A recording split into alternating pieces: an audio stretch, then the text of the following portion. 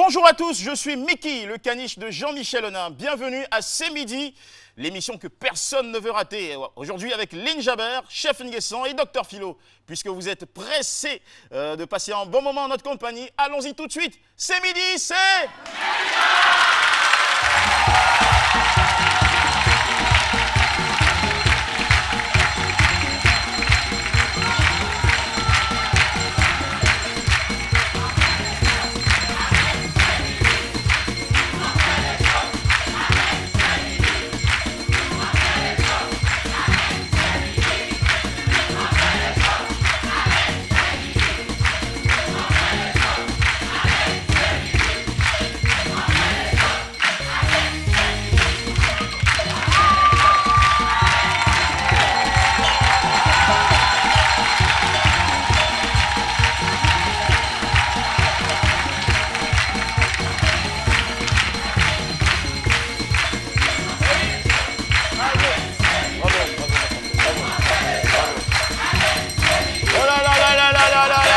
Magnifique, c'est midi. Wouh! Merci à tous et à toutes, bonjour à toute la francophonie, bonjour à toute la diaspora, bonjour à vous millions de téléspectateurs qui nous regardez. C'est une première dans l'histoire, voici le premier chien animateur de l'histoire de la Côte d'Ivoire. Je voudrais qu'on le salue très fort. Mickey, premier chien animateur. Vraiment Mickey, ça va super bien, je suis en compagnie d'un très magnifique public. Restez debout, vous inquiétez pas, parce que j'ai envie de vous saluer à votre juste valeur. L'association des femmes dynamiques et vaillantes, Diva, est avec nous. La présence des femmes d'Anyama aussi est à saluer. Et regardez à droite, il y a aussi un public très jeune qui adore les caniches. N'est-ce pas? Vous aimez le caniche? Vous aimez bien les caniches? Allez, prenez-moi ce caniche. Et la peur, il a lui traque. Veuillez l'applaudir très fort et vous applaudir vous aussi. Merci d'être là. Allez, viens mon chouchou. Et lui aussi, il fait son entrée, c'est Dr Philo, un humoriste populaire, apprécié énormément dans ce pays. Il arrive avec une natte, on ne sait pas trop pourquoi. Ça va pas. Ça va pas, oh. Allez, Philo, qu'est-ce qui se passe? C'est quoi le Non, délire? ça va pas, hein? C'est pas lui qui me fatigue là. Oh là là. Oui, ça va. Et donc tu arrives avec tes médicaments traditionnels? Ouais, non, c'est pas, ce sont mes feuilles. C'est pas mes feuilles, ça c'est... Ou une bonne décoction. Hein. Ça on appelle ça agnene. Voilà, ça c'est... Bro, quoi, ça c'est... Lynn, tu peux m'aider? Ça tu vas... Voilà, ça c'est un peu genre comme... Tu vas. Je vous signale, cher ami, que Lynn Jabert remplace aujourd'hui Alissa, voilà, qui est indisponible. Je voudrais qu'on salue la classe et le sourire de cette belle... Non, mais ce temps n'est pas lui. Elle va s'occuper des affairages. Avec les feuilles de philo. Hein? Oui. Avec les feuilles de philo. Tout à fait. Et notre ami chef Nguessan, personne ne le déteste ici.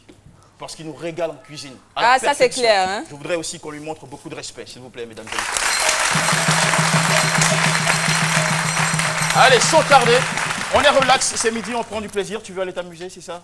Allez, on va laisser aller s'éclater un peu. Il adore ça. Allez, va t'amuser, mon chouchou. Allez, hier, nous recevions en direct dans cette émission, en qualité de témoin, mademoiselle Adjé Ange Karine, abusée sexuellement par son tuteur pendant quelques années, sans nouvelles de sa famille, en quête de sa mère. Bonne nouvelle, juste après son passage, le téléphone a sonné. Avant tout, regardez ces images. Est-ce que vous avez tenté de retrouver votre maman qui est en France? Bon, avec le nom qu'il m'a donné, on a tenté plusieurs fois, ça ne passe pas sur le fils. Vous connaissez le nom et le prénom de votre mère? Voici Afro Chantal. Maman, ça fait des années que je suis à ta recherche. Si tu m'entends maintenant, réponds-moi. Et voilà, des applaudissements pour vous signaler en plus que grâce à l'identité de sa mère qu'elle a dévoilée en direct sur ce plateau de C'est Midi, sa grande famille l'a enfin retrouvée. Mesdames et messieurs, avec beaucoup de joie, recevons ensemble les deux tantes de Karine. Madame Koné Marie-Yvonne, grande sœur à sa maman. Madame Si Anne-Marie aussi. Elles vivent toutes les deux à Abidjan. C'est un grand jour. Un grand jour pour notre très chère Adjé Ange Karine. Venez par ici. Merci à tous, cher public, vous êtes magnifiques. Alors, madame, que s'est-il passé hier? Bon, hier, c'était... Je sais pas si le micro... Oui, il fonctionne parfaitement. Ici, tout marche bien. Ben, hier, c'était l'euphorie à la maison. C'était vraiment la grande joie. On attendait ce moment et voici que Dieu nous a fait grâce. La vérité, c'est que vous la cherchiez depuis des années et des années. Oui. Oui, nous l'avons vraiment cherché depuis des années. Parce que, bon, à 4 ans, elle est partie et on n'a plus eu de nouvelles d'elle. Et bon, à chaque fois, on demandait, la maman répondait qu'elle était avec son père. Donc, bon, on ne savait pas où. C'était beaucoup plus tard qu'elle nous avait dit qu'elle est partie à Korogo. Donc, bon, pour nous, elle était toujours avec son père. Alors que ce n'était plus le cas. Je crois que le père est décédé. Bon, malheureusement, sa mère aussi est décédée. Donc, bon. En tout cas, ce sont les dernières nouvelles. Hier, dans l'émission, elle nous avait déjà signalé que son père était décédé. Oui. Et lorsqu'elle a été rejointe par, je crois que c'est votre nièce qui est arrivée hier. Non, non, sa tante. Votre tante qui est arrivée hier Oui. vous rencontrer. Et c'est votre tante qui vous a appris que maman, qui vous avait cherché aussi pendant des années. Oui, Exactement. sachant que hier, elle avait même lancé un appel en direct pendant l'émission à sa maman. Voilà un message très touchant pendant l'émission et Voilà. malheureusement... Donc votre maman qui vous a cherché pendant toutes ces années-là, qui a même, on l'a appris, envoyé des émissaires pour fouiller tout Korogo en vue de retrouver sa chérie Karine, Oui, oui. malheureusement n'a pas pu aboutir. Et, Oh là là. Et le monsieur chez qui elle était l'avait caché. Donc on ne savait plus où la retrouver. Et aujourd'hui, heureusement, grâce à ces midis, l'histoire se dénoue avec beaucoup de jovialité. Quelle satisfaction. Karine. On va prendre tout de suite l'émotion de Karine. Karine, voici le micro. Après avoir témoigné hier, retrouver votre grande famille, vos 2 tantes sont là, et j'imagine aussi les cousins et tout ça. Qu'est-ce que vous ressentez et qu'est-ce que vous avez envie de dire aux Ivoiriens et à tous ceux qui vous regardent aujourd'hui? Vraiment, hier, j'ai ressenti une très grande joie que je recherchais. Depuis des années, hein, vous aviez besoin de ça, de ce soulagement, de cette joie de vivre, vous l'avez retrouvé enfin. Oui. Un petit mot à l'endroit de ces midis? Je voudrais vraiment dire merci au public qui m'a soutenu. Et vraiment merci au Seigneur. Merci à la Vierge Marie qui m'a soutenu et qui m'a vraiment donné. On applaudit Elle est hyper très fort. émue. Allez, Qui m'a vraiment soutenu, qui m'a vraiment donné la surprise au moment où je ne m'attendais pas. eh oui, c'est une émission de grande surprise. Vous êtes même des invités surprises, n'est-ce pas? Allez, maintenant que vous l'avez retrouvé, vous êtes la seule famille qui lui reste, qu'est-ce que vous comptez faire? Qu'est-ce que vous nous promettez à tous ici, devant, je prends en tout cas témoin le grand public international, qu'est-ce que vous promettez de faire pour On promet de l'encadrer, de lui donner l'amour maternel d'abord, et on fera tout pour qu'elle soit heureuse. Voilà. Elle cherche un emploi, Oui, il faut l'aider. ça, on va l'aider. Il faut l'aider à On s'installer, va à trouver l'aider. de l'autonomie Vraiment. financière. Merci beaucoup à tous et à toutes. Merci beaucoup à vous. Très bonne année 2016, plein de bonheur. Ma chère Karine, bon retour à la maison. Et c'est maintenant que tu vas commencer à vivre intensément, quoi. Oui. Donc profites-en bien. On les raccompagne. Merci. Voilà, merci beaucoup. Allez-y avec votre micro. Nous nous réjouissons en votre compagnie. C'est un grand plaisir. Alors, chef Nguesson. On est en position. Chef Nguesson, qu'est-ce qu'on va manger aujourd'hui à midi? Bon, aujourd'hui, nous allons présenter aux téléspectateurs du poulet sauté chasseur, sauce chasseur. Quoi? Le quoi? Ouais, c'est J'ai pas compris, j'ai rien compris. du Même, poulet- même Philo qui est malade, ouais, il a du sursauté. poulet sauté chasseur. Ça soigne pas lui. Ça soit tout. Bon, Un disons, poulet c'est un sauté mets chasseur. que les chasseurs, au retour de leur chasse, et puis confectionner bon, pour pouvoir manger en famille. Bon, c'est plus D'accord. intéressant. Allez, j'appelle le jingle pour installer le chef, maintenant. Merci.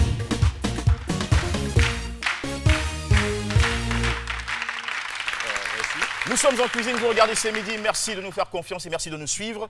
Le chef va tout de suite nous dévoiler toute sa batterie. Bon, pour les ingrédients, pour 6 personnes, du poulet sauté chasseur, il nous faut du poulet, déjà assaisonné.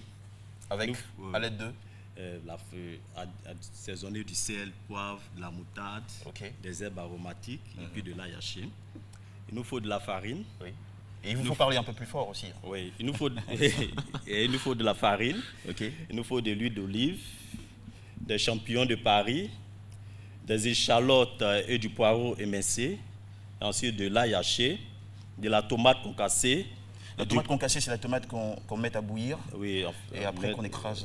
Non, non, on met à bouillir, on enlève la peau et puis ensuite on les découpe en morceaux. Ça prouve que vous maîtrisez votre sujet. Et puis du cognac, du vin blanc, du fond de volaille lié, du sel, du poivre et des herbes aromatiques. C'est du persil ou qu'est-ce que vous appelez herbes aromatiques?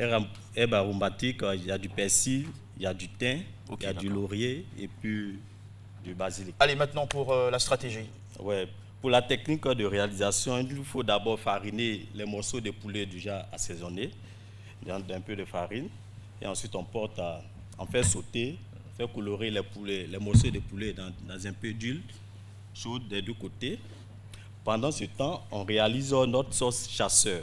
La sauce chasseur, on met juste un peu d'huile d'olive dans la casserole, on ajoute les champignons émincés,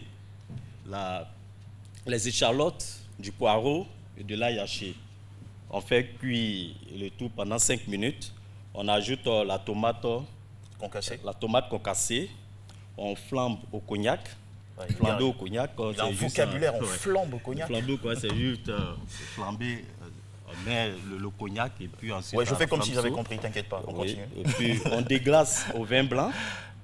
Au vin blanc, on laisse réduire la préparation pendant 10 minutes. Déglacer au vin blanc, ça veut dire quoi? Déglacer au vin blanc, c'est juste quand on flambe, il y a une montée de flamme. Il y a une montée de flamme et puis on déglace avec le, on fait le vin blanc.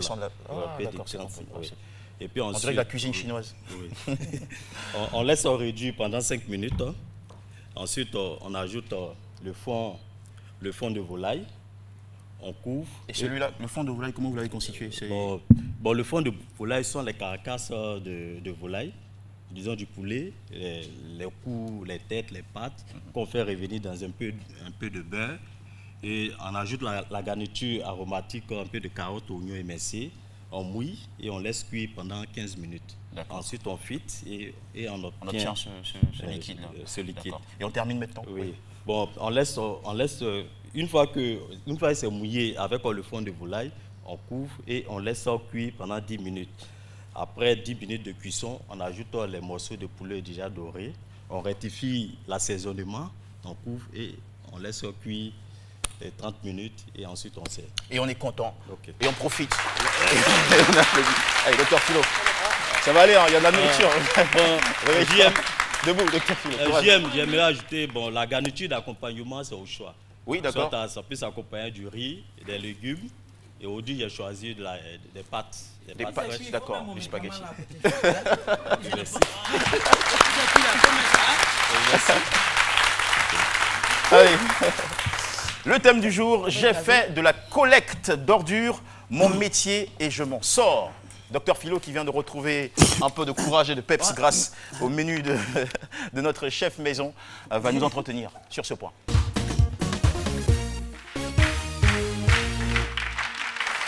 C'est pas facile avec le palu là. Donc j'ai fait de la collecte des ordures mon métier et je m'en sors. Moi j'ajouterais je m'en sors et je m'en fous. Ouais, parce pourquoi? Non mais tu t'en fous? Mais je m'en fous. Parce que ramasser, bon nous on dit pas collecteur d'ordures, on dit ramasseur d'ordures.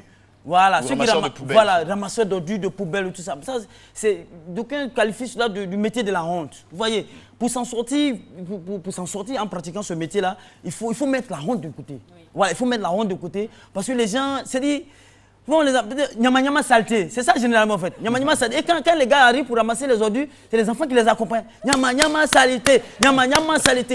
Les gars ils sont là. Même quand ils viennent avec. Il y avait même une danse même qui était assortie au terme nyama saleté. Voilà, qui a bien marché et tout à l'époque. Oui. Donc ils sont un peu la risée des gens. Et quand ils arrivent, et quand ils viennent même au fond. En train de narine, quand ils passent. Oh, ce que les gens oublient, c'est que quand ces collecteurs d'ordures là, eux, ils sont sales, c'est que vous êtes propre à la maison. Parce que c'est ce que vous déversez dehors, qu'ils ramassent, partir avec. Donc il faut les considérer, il faut les respecter. Et puis finalement, ce que je veux dire, oui.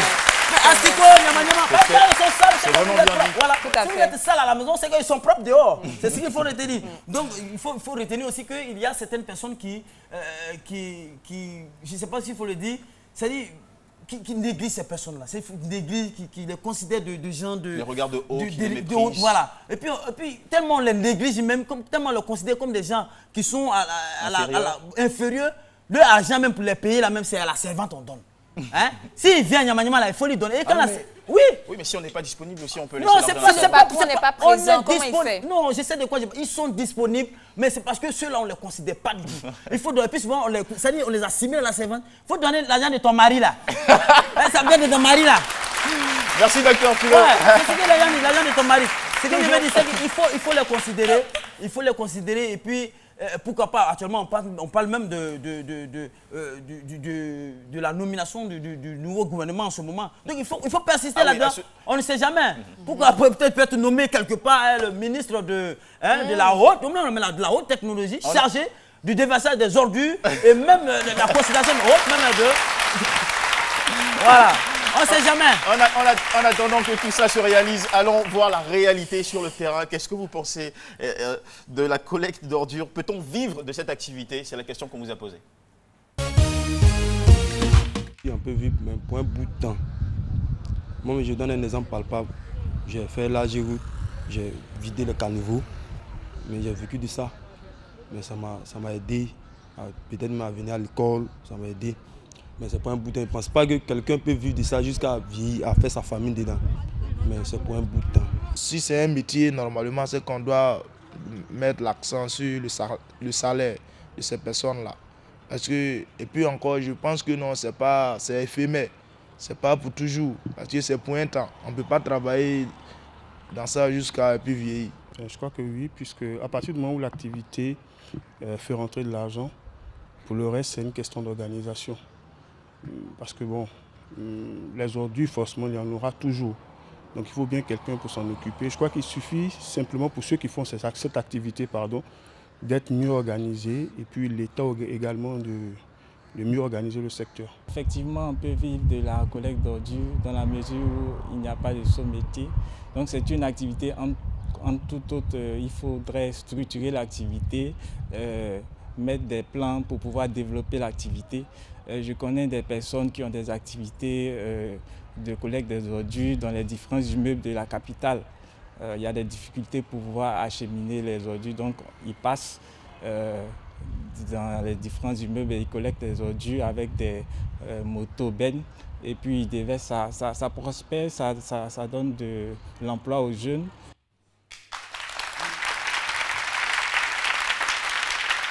Bonjour, bon midi à tous ceux qui nous rejoignent seulement maintenant. Titulaire d'un BTS en informatique depuis plus d'1 an, à force de fouiller et vider nos poubelles, il a fini par trouver une vie propre, une autonomie financière et il nous rejoint pour partager son histoire. Faisons une belle hospitalité à monsieur Jama Foster Telly.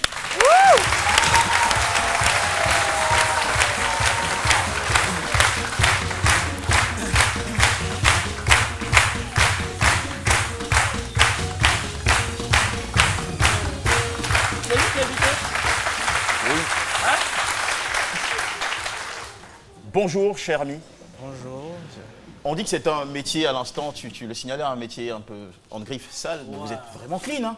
Clean? Ah, il est clean, il est nickel, n'est-ce pas? Il est propre. Ici, c'est que, en même temps que le public, il y a de nombreux téléspectateurs qui se demandent, est-ce que c'est réellement lui? Est-ce que c'est vraiment... Monsieur, levez-vous, venez ramasser ça là-bas, voici les masses là.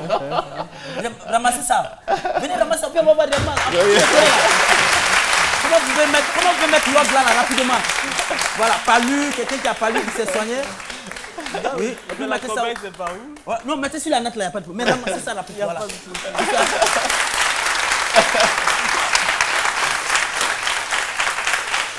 Ouais, il a même pris le digitage du docteur. Merci beaucoup. Installez-vous. C'est un professionnel. Ah oui. La première question que je me pose, je vais la poser à l'ivoirienne, avec le français d'Abidjan. À Abidjan, on dit tu as cherché dans tout Abidjan, tu as cherché travail. Ah, c'est ramasseur de poubelles, tu as trouvé. Et vous répondez quoi à ça? En toute chose, je sais pas, ramassage de poubelles pour moi, c'est un métier noble comme les autres. Parce que je me suis lancé dans cette activité. Après certaines statistiques, j'ai trouvé que... Parlez un peu plus fort. J'ai dit, je me suis lancé dans ce métier-là après une étude. C'est pas... Après l'étude, j'ai vu que c'est un métier noble, on peut vivre de ça. Et c'est ça qui m'a motivé, au fait.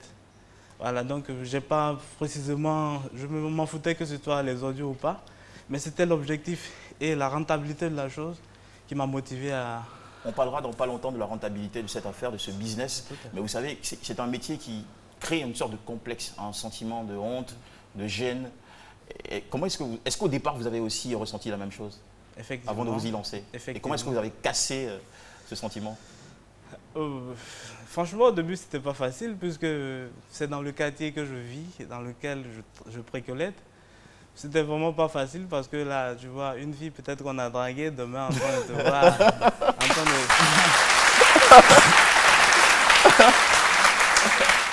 en train de ramasser les ordures, c'était vraiment pas facile. Mais comme je le dis toujours et que je reviens, c'est mon objectif qui a été ma force, qui m'a permis de surmonter tout ça, quoi. C'est ça qui m'a permis de ne pas avoir... De surmonter ce complexe, de ne pas vraiment me sentir gêné. Manipuler les ordures, ça représente quand même un risque pour votre santé. Vous en avez souffert à des moments? Bon, personnellement, je n'ai jamais eu de problème de santé à ce niveau-là, franchement. Ah bon? Vous êtes chanceux. Sérieux, parce que durant tout ce temps... C'est quoi les mesures que vous prenez bon, pour j'ai des gants. Éviter de prendre des gants. Parce que c'est quand même en contact avec des microbes, des bactéries. Effectivement, j'ai des gants. J'ai des gants. Bon, par moment, je travaille avec des bottes, des cache-nez. Et puis bon, après, chaque service, si je peux m'exprimer ici, je prends la peine de vraiment de laver les mains avec de l'eau de javel, vraiment de me désinfecter le corps. Donc franchement... Vous n'avez pas chopé de mauvaises odeurs corporelles? Non, non, non, pas du tout. Pas du tout, franchement, pas du tout. Parce que quand on finit de faire un boulot comme ça, on est vraiment sale, on prend la peine de vraiment se laver. Et des humiliations aussi. Quelle est la plus grande humiliation que vous avez essuyée? Parce que c'est ça, vous avez des collègues qui nous écoutent en ce moment, des gens qui sont même à mesure de se décourager par rapport aux humiliations. Quelle est la plus grande humiliation que vous avez essuyée? La plus grande humiliation? Le plus gros foutage de gueule, la plus grosse foutaise. Vous versez l'eau sur vous un jour? Non, pas du tout, pas du tout. Mais il y a des difficultés dans ce métier quand même. Oui, oui, il y a des difficultés dans ce métier. Parce que par moment, vous vous rendez chez un client qui consomme vraiment, qui produit vraiment des audios, on ne sait pas s'il a une usine à production. Oui, parce qu'il y a des Et c'est eux qui se moquent de vous. Effectivement, même quand on passe avec la moto, même sans les poubelles, les enfants qui disent « Ah, voilà la moto des poubelles, voilà la moto des poubelles ». Donc, par moment, tu viens chez des clients pour pratiquement 1000 francs ou 1500. Et vraiment, ils ont une tonne d'ordures. Quand tu leur demandes de vraiment sciencer, comme on dit dans le jargon, parce que vraiment, d'habitude, tu viens, peut-être, c'est pas sa production habituelle. Tu viens, tu dis, ah, vraiment aujourd'hui, c'est trop, mais il se plaint. Il dit, mais si tu veux pas, il faut laisser. En tout cas, il te dit vraiment du n'importe quoi. Vraiment, ils n'ont pas vraiment cette manie de vraiment nous considérer. Voilà. Est-ce que c'est toujours facile aussi de récupérer votre paye? Effectivement, ça aussi c'est un souci. Parce que soit le client n'est pas là. C'est la servante qui est là. Oui, même souvent quand tu passes, la servante est là, mais on dit qu'il n'a pas laissé l'argent. Et comment vous sentez quand vous avez ce genre de mauvaises nouvelles là? Il n'a pas laissé l'argent. On est quand même parce que... Il ne m'a rien dit, il ne m'a pas fait de commission pour toi. On est parfois découragé. Par moment, tu croises l'individu lui-même. Puis peut-être tu l'as croisé vers le 10, il te dit, ah, mais tu n'es pas passé vers le premier. Ouais, pour te donner 1000 francs, il te dit, tu n'es pas passé vers le premier. Sérieux? 1000 francs. Il te dit, tu n'es pas passé vers le premier. Ah, que c'est le 20 le mois prochain. Et c'est encore le... Souvent, il y a des clients qui doivent jusqu'à 5 mois. Wow. 1000 francs. Et vous continuez de collecter leurs poubelles? Bon, on continue parce que bon... C'est leur passion. Parce que souvent, ils ont des voisins. Bon, pas souvent.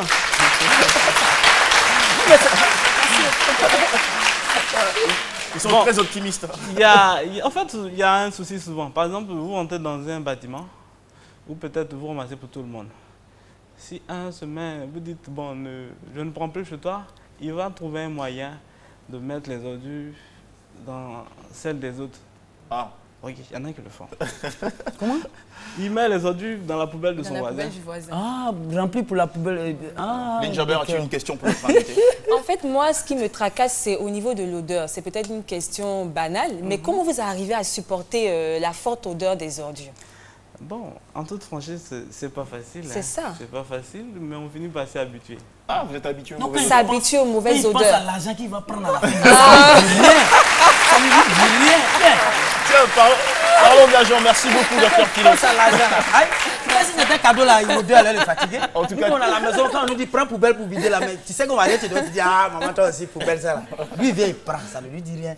Voilà, c'est comme ça. Merci. En tout cas, c'est un tremplin pour poser la question suivante, une belle béquille. Alors, quelle est la tarification de votre service? Combien de poubelles vous ramassez par semaine et combien vous gagnez? Bon, normalement, c'est pas... Je sais pas, s'il faut dire en ce moment, je pourrais dire que nous sommes à 1025 clients. 1025 clients. 1025 clients aujourd'hui. Vous avez constitué toute une entreprise avec un personnel de 10 individus, c'est ça? Oui, de 10 personnes et 8 collecteurs, un encaisseur. Et puis bon, moi. Si je peux, voilà. Mesdames et messieurs, je pense que vous ne devrez pas être insensible. Et vous gagnez combien par mois en période faste? Bon, statiquement, les 1025 clients nous rapportent 1 300 000. 1 300 000 francs par mois. Bravo. Million d'agnamayama. 1 300 000. Généralement, ils réussissent dans les ordures. Parfois même, vous ramassez des objets précieux. Oui. Parfois de l'or même dans les ordures. Bon, de l'or, c'est un peu fort. Bon, par moment, il y a par exemple des clients, bon, peut-être qui sont fatigués d'un objet, pas parce que c'est gâté, mais bon, ils ont envie de changer. Ça arrive souvent qu'on ramasse souvent des téléphones qui ne sont pas gâtés. Et, souvent, il y a des vêtements, des chaussures. Et qu'est-ce que vous en faites quand c'est le cas? Bon, personnellement... Vous revendez? Il fait un petit sourire. Comme s'il cachait quelque chose. Allez, je vais essayer de vous embêter un peu avec cette question. Est-ce que vous avez une petite amie? Oui, j'ai une petite amie. Vous l'avez rencontrée avant cette activité ou après cette activité? Je l'ai rencontrée après cette activité. Après cette activité. Oui. Alors que vous ramassiez les poubelles avec toutes les odeurs. Oui. Expliquez-moi un peu comment ça s'est passé. Qu'est-ce qu'elle pensait de vous? Elle n'était pas gênée par votre statut, votre réputation de ramasseur ou collecteur d'ordures dans le quartier? En toute franchise, quand le soir je m'habille, c'est pas écrit videur de poubelle. Alors, okay. Tu fais ton taf le matin et le soir, t'es nickel pour aller la rencontrer. Okay. Il est malin, il est fort.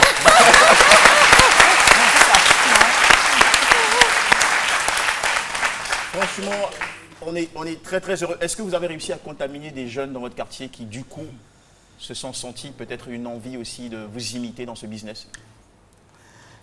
Franchement, dans mon quartier, c'est pas facile de trouver un jeune du quartier qui a vraiment le courage de travailler dans le quartier. Il y a eu par moments des gens, mais ils n'ont pas voulu travailler dans le quartier. Ils ont demandé si c'était dans un autre quartier. Ils allaient travailler sans problème. La honte, quoi. C'est vraiment pas facile. Allez, vous avez un petit mot à dire à ceux qui se disent « Ouais, je veux faire ça, mais j'ai honte ». Le mot que je peux, tout simplement, c'est qu'il faut être déterminé. Il faut vraiment se fixer un objectif. L'objectif, c'est de réussir. Et peu importe la manière, c'est ton objectif.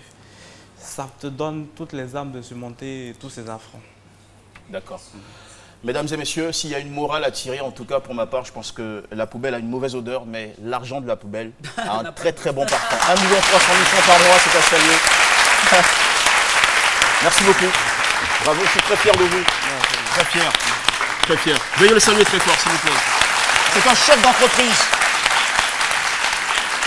Tiens, je sens un parfum. Je ne sais pas si c'est vous. Non, c'est pas ça. Je vais laisser à Yopougon. En tout cas, je sens comme une odeur de publicité qui souffle sur l'émission, sur RTI 1.